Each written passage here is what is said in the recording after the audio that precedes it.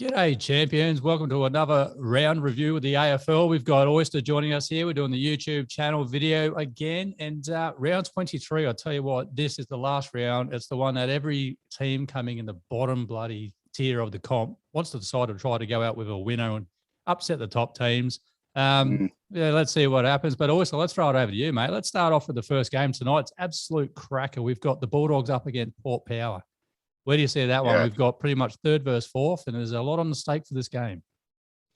There is. Oh, and hello, Captain. A pleasure as always to have these chats. And look, I apologise, viewers, for the pink jumper, but I was trying to prove a point to my lovely Year 6 class that real men wear pink, but it's sort of backfired a bit today. But that's all right. Great Friday game. I can't think of a rounds captain in history, or in recent history, that has so much at stake and it has so many different options. It's almost like a choose your own adventure book, isn't it? There's so many possible outcomes still. I mean, like, people are saying, yeah, the top four's locked in, but it's not really. No. Like, I think, as you alluded to, tonight's game could really set the tone for who is in the top four and who's playing who in that first week of the finals. Well, I think one thing's for sure, that's the Cats are going to probably end up second. And what's for sure is if the Demons win this week, well, they're going to end up getting the minor premiership. I think that's they're the big games right there, is those two teams and who they play. But tonight's game, as I said, you got Port Adelaide sitting at third, you got the Dogs at fourth, you got the Lions sitting there at fifth, who are only like 4 points behind. But, you know, they've got a pretty good percentage as well. So the Dogs have got a few out. And I think Port Power, after they did last week, mate, they could do this one quite easily too. And I can actually say proudly that I did predict Charlie Dixon to kick 4 goals minimum. Yes. So hopefully you actually put that bet on, guys. Oh, look, I don't blame you if you didn't, because my recent history has been abysmal. But the Western Bulldogs are really dropping form quite drastically at the wrong time of the year. They were flying. Yep. After 11, 12 rounds. Don't know what's happened, really. It's just, I mean, Hawthorn beating them is unexpected, but the amount of points that they tallied against Hawthorn, that's the really bizarre last week. For a team to be so dominant and have a percentage of upwards to 150 at one stage throughout the year, just to fall away so quickly is pretty concerning for Luke Beveridge and the Bond. So, look, Port Power on form will win, which means that Western Bulldogs will probably win the way we're going with our tips. But it's something which could really affect the first week of the finals, definitely. Yeah, with particularly with Brisbane Lions winning so convincingly last week and boosting their percentage. So pretty much what you're doing, you're putting the kiss of death, you're putting the bullet straight away on the Bulldogs. Yeah. Look, it's history shows that the Bulldogs were the first team to win the premiership with that bye round back in 2016, and it may be scrapped. I don't know if it's been officially scrapped. I've sort of been living in a lot of haze lately with work commitments, but this could really be the end of the Bulldogs' chances, because, you know, as footy fans that we are, momentum plays a massive role in finals situations, and the Bulldogs were just lucky when they won that premiership a few years ago that they had that week to rest. Where this time round, don't remind me, I'm still crying being a Swans fan. I know. Boy, fuck. Kick it. Yeah, so it's going to be interesting to see if they can bounce back, because this will be the third loss in a row if they do lose tonight, and good luck trying to win a flag, winning from that position. But no momentum going forward.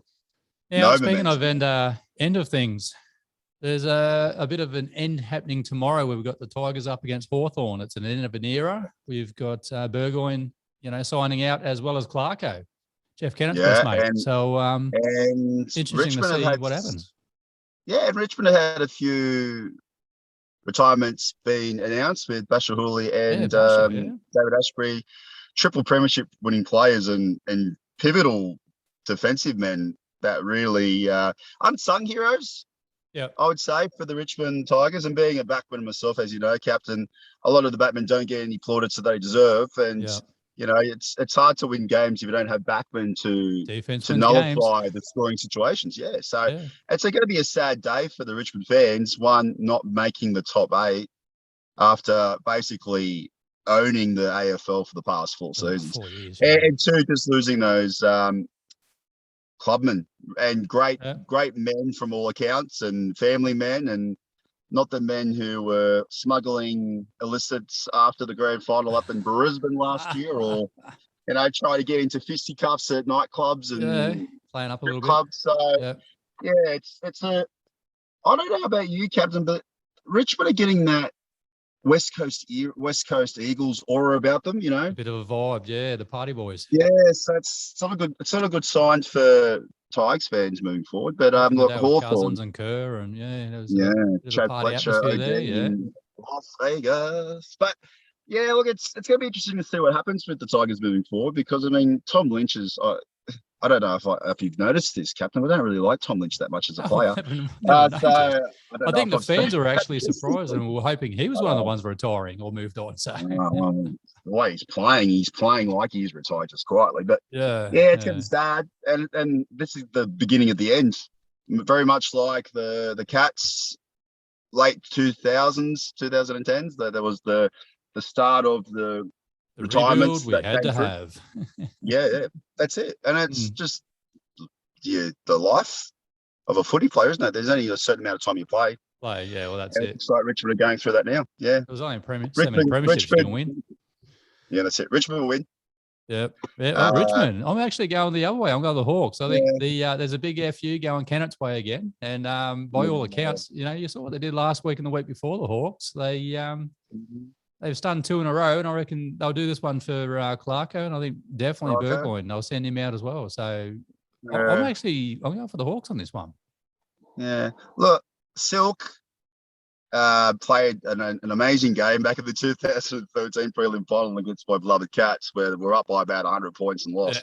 So I've got a love-hate relationship with Sean Burgoyne, but just an amazing player. And Clarko really changed the way people coached and the structures he put in place. I mean, you're looking at 2 great dynasty teams in the last 20 years, the last 10 years, really. Sure, yeah. Going at it. And it's just sad that they're at that point now where they're not contending, but, Hawthorn are just a prolific team and a prolific hub for success. And Richmond, too, to a certain extent. So they'll bounce back, but just, it's a game of what ifs. Yeah, well, exactly right. And speaking of what ifs, like Clarko's come out saying he's going to take a year off, go traveling with a family, but he's leaving the door open for a return of coaching. Traveling where? Yeah, where can you go, Clarko? Victoria's in lockdown, Clarko. Oh, I'm going to travel where too? Whatever. So there's no premiers letting anyone into their states at the moment, that's for sure. Yeah, so unless you're going to smuggle like that idiot that tried to get that bloody hoochie over the border there up in Queensland. Did you hear about that one, mate? The bloke that smuggled $1.4 million worth of hoochie. He tried to go from the New South Wales border into Queensland in the back of a bloody truck in bloody shopping bags, and wonders why he got caught. I'll tell you what, Captain, Queenslanders are pretty chilled the way they are, so I don't know if I don't think they needed any more hoochie. The only time they tend to fire up is when it's state of origin. The dead giveaway there was when the cops asked him, "What are you doing?" He said, "Mate, I'm trying to get a fucking Big Mac. I'm really hungry." The munchies. Would have been a dead giveaway. Why are your eyes so red? I don't know. Just misspeaking Queensland. Such an amazing state. But look. Speaking of eyes red, what about go with the eyes red? Let's go to the Sydney Swans. Me being a red-eyed Sydney Swan fan, they got the Suns this week. Speaking about the Gold Coast and people smuggling shit.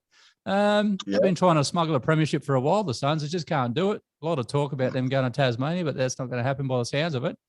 No. This is a danger game for the Swans because they towered us up last time. Yeah, the Suns got us and got us good. Yeah, one of the rare times that the Suns look like a cohesive unit. And I feel for Stuart Dew, like he has a lot of potential there. And Brandon Ellis obviously doesn't want to work in September. That's why he moved up there, being a former Tigers player. But one thing that really surprised me, Captain, was the amount of games it took for Jacob Townsend to get a game for the Suns. I mean, he's a premiership winning player for Richmond. Yeah. He's a quality player. I don't understand why teams haven't persisted with him. Like, he went from Giants to the Tigers to the Bombers, now to the Suns. So, look, he's a hard nut, Jacob Townsend. I don't even know if he even got. I'm pretty sure he got selected at the side again because he actually kicked a couple of sausage rolls. Jared Harbour's another player who's retiring after being a original Sun, an inaugural Sun. Yep. Probably best known for his massive hit on Jordan Lewis as a Bulldog all those years ago. That was a He hasn't good done one. much Suns, the poor bugger, but He's still serving up spare ribs for dinner, old mate. Yeah, Lewis. So yeah, rest in peace, Lewis's ribs. It's nice that they gave him a retirement game. Yeah. Well, the Suns can't do anything anyway besides upset the Swans by getting but a win. I feel sorry for the young fellas who actually been training in the squad, and he got called up directly for it. I understand it. Yeah. Don't necessarily agree with it, but look, if it was something which I understand why they did it to show the loyalty of the player, and he was a fairly good player, like he was quick, he had some good foot skills, he had some good run from the half back and back pocket. Yeah, it's just unfortunate that with the side they had, particularly early on in their club's history, they were probably looking at making the finals, and then just injuries curtailed their chances, with Gary hurting his shoulder a few times, and then got injured. Swallow was injured from time to time. But the side they had, they should have made the finals at least once. And unfortunately, like every foundation club, people want success and decide to leave, and it's just one of those what if stories again. That's the thing of today, isn't it? What if for the Suns, and I feel for them, but Swans will smash them. Oh, I bloody hope so. We need some form going into the finals.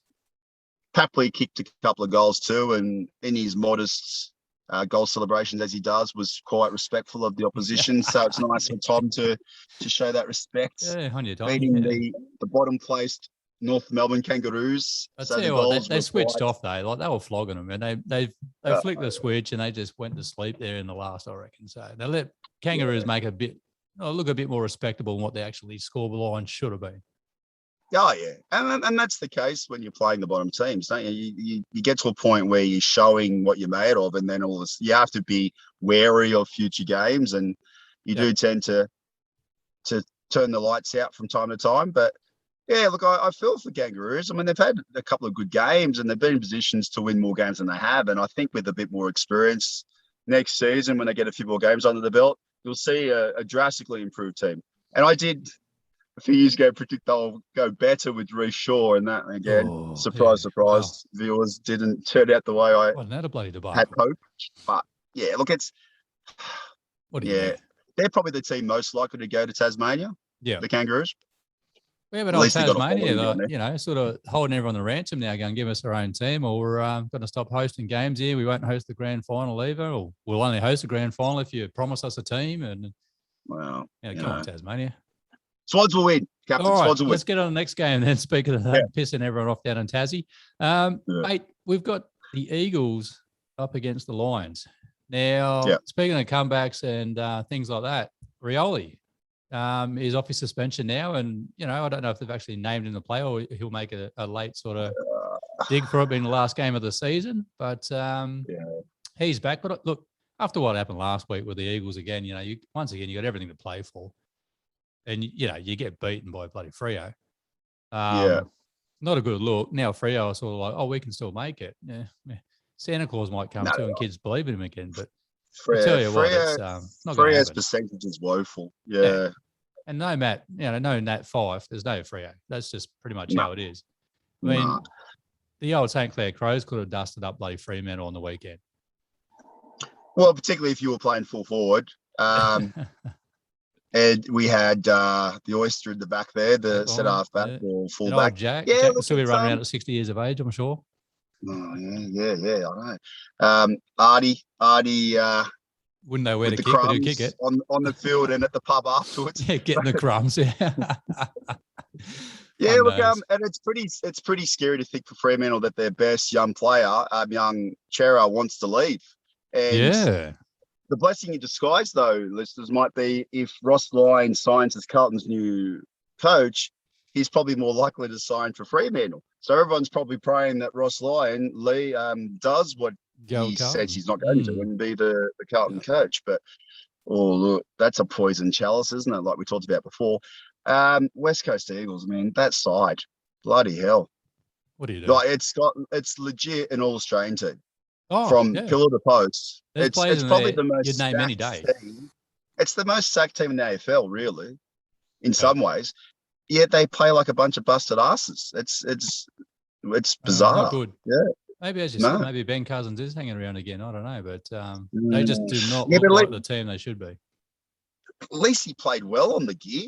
You know what I mean? He was a Brownlow medalist. He was beat us in a bloody grand final. Player, best and fairest. These blokes are playing, you'd think, drug-free, and they're playing carefree, really. They don't care about anything. They're on the cash. I mean, like, Tim Kelly's probably thinking, oh, God, I wish I stayed at Geelong. At least I would have played in the grand final. Yeah. Well, let's get on to Geelong now, mate. You've got the Demons this week, first versus second. Now, this is an absolute cracker of a game. Now, I know you're going to be biased and say the Cats are going to win this, and I actually believe you, and I think they will. The Demons have stacked a pretty good team this week, though, to try to combat and get that minor premiership. So where's this one going to be won for you guys? I think Melbourne's going to win, actually, Captain. Really? I'm a Geelong supporter, but I'm a realist. I don't know. Just don't seem to. The last few games we've played against them, we haven't matched up well with them, with the Tools, and Radicalee's been admitted. So that means that it looks like Blitzards, who's playing his 200th game, will be probably rotating in the ruck with Reece Stanley. Yep. And I don't know. I just feel like without Tom Stewart for the rest of the season, it's going to be very difficult to win the comp for my beloved Cats. The last time something like this happened was Matt Egan. I don't know if people know who Matt Egan is. He was the All-Australian centre-half back in 2007, and he hurt his foot the last game of the season, and he was out for the season, didn't play. The Cats won the comp. He never played again. It was such a terrible foot injury that Matt Egan never played again. And he was a gun.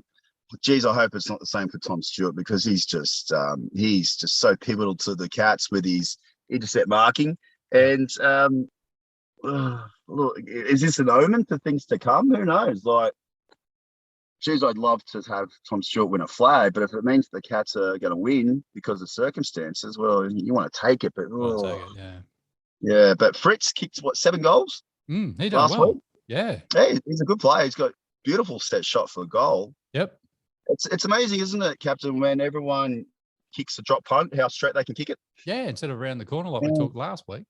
Yeah. It's already again on the weekend, right dead in front. And he does it around the body kick. Like, what for, mate? Yeah. Back yourself. Because to me, it looks like you're not a very comfortable sort of kick in front of goal. And if you're up forward, you need to be able to kick drop punt at goal. Yeah, look, Tom Hawkins is probably one of the better set shots for the Cats at the moment, because he's got routines. And like when you played, you had a routine. You knew what you did. You knew what you're going to do. You had everything in place. Yep. Yeah. So it'll be a great game. I'll be watching it with one eye open, because I do tend to jinx my beloved Cats when I watch them. But I mean, that's probably the game of the. Look, it's going to be arguably a grand final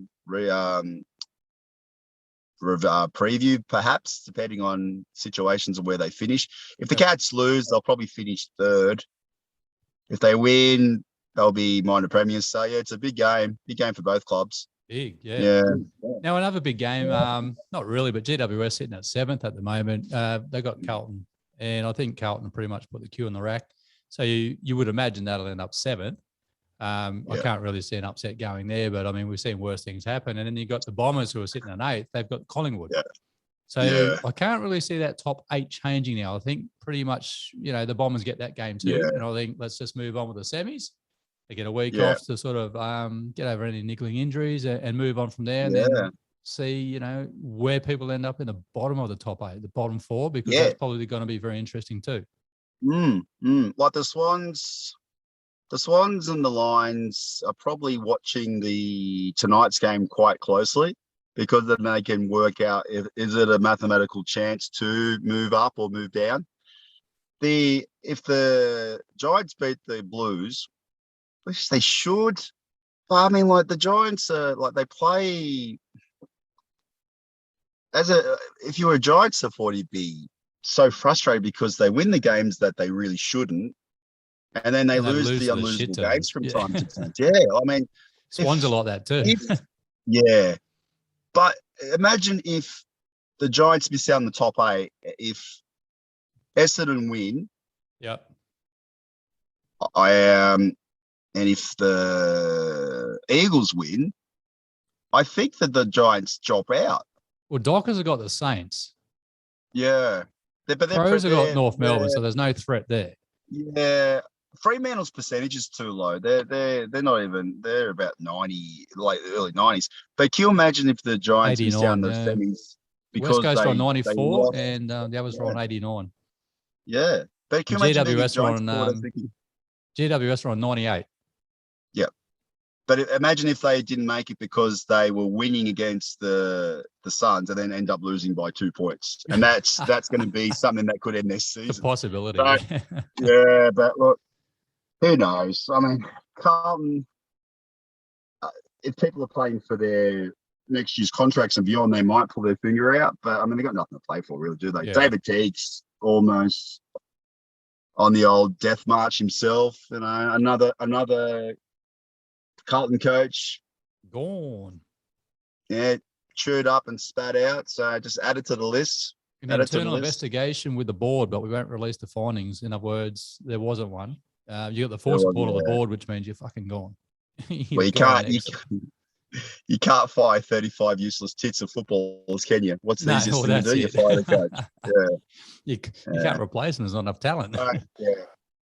Well, you know, and Steve Salvati has a lot to answer for that, being the list manager for so many years. But you know, yeah. I know what I'll do, Captain. I will get all the Giants players and bring them to Carlton, and then just hope that they'll fit our playing systems. Yep. I mean, Matt Kennedy was an absolute bull when he played for the Giants. He's done nothing, really. Williams, electrifying off the half back, hasn't been his usual self. They're trying to play him too much in the midfield. He's playing out of position. He's not a midfielder. He's an attacking half back. Yeah. So, you know, and they paid a fucking bucket. Well, pardon me, a lot of money for him. Sorry, listeners, I said the fuck word. A lot of money for Williams. Zach Williams was paid an absolute shit ton of money, and he hasn't delivered. Hasn't delivered at all. Yeah. 100% right. All right. Before we wrap it up, your bet for the round. What's your dead set bet for the round? And Frizzies. It's Frizzy and lay him on the line. I didn't check. Lance isn't playing, is he? Is he resting again? Player managed. Well, there you go. We put the mocker on him, thinking he'd kick 1,000 goals. He's been named. He's in. Yeah, he's in. Because they rested him the other week. And then we thought, what's going on there? And we got beaten. And then, last week, against the Crows, against the Roos, Okay. My Frizzies, I've met Hugh McCluggage. He came to my school as a Brisbane Lions community sort of initiative. Nice fella, nice young kid. He's a jet. I'd love to have him in my team. Hugh McCluggage will get 30 plus possessions. Yep. Against the West Coast Eagles, because the Eagles don't like tackling too much. Yeah. So they don't like doing anything much at the moment. Nah, he'll get a fair bit of the ball. Charlie Cameron will probably kick at least 4 goals. He only kicked 6 goals, but a lot of those were seagull goals. Did you see them, Captain? Yeah. A lot of behind. You know, it's really easy to kick a goal when you're in the opening goal square. But I still think he'll kick at least 4. Okay. Nick Nack will probably have most hit outs to advantage, but they'll still lose. Okay. Yeah. Very good. Yeah. I'm going on with the Swannies to win by 42. I think they'll do a reversal on what happened to the Suns last time. They'll learn from that. And I think they've got to go in with some form, and I think they'll put a number on them, and they'll do it well. Yeah, and then look, they'll need to get their actual finals team. They'll have a pretty full strength side. Every team will have a full strength side this week, bar injuries, just to get them prepared for the week after. But it's an exciting time. It's going to be a great game tonight, and there's different games of note for different reasons. But you know, how good's footy? Like we said again, Life's footy. How good's footy? Amazing. Yeah. As always, listeners, check this out on the YouTube channel. Also on the website, www.armchairchampions.com.au. And as always, Oyster, it's been a pleasure. And we'll tune in again next week and see who the winners were and the dead set losers. That's right. And get ready for my apologies for my dodgy tips again, listeners. Thanks, Captain. Pleasure as always. See you next week, Ta-ta, Oyster. everyone. Take care, Bye-bye. mate.